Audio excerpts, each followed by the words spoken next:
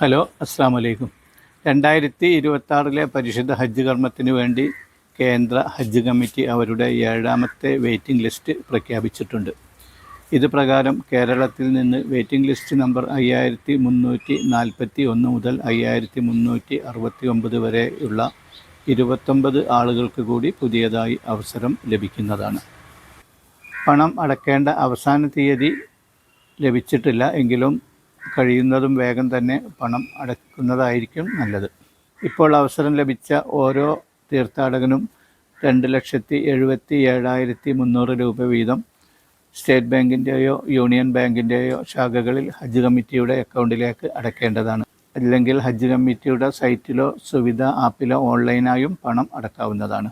പണം അടച്ചതിൻ്റെ രശീതിയും മറ്റു അനുബന്ധ രേഖകളും ചേർത്ത് അടുത്ത ദിവസം തന്നെ ഹജ്ജ് കമ്മിറ്റിയുടെ ഓഫീസിൽ എത്തിക്കുകയോ അല്ലെങ്കിൽ ഓൺലൈനായി അപ്ലോഡ് ചെയ്യുകയോ ചെയ്യേണ്ടതാണ്.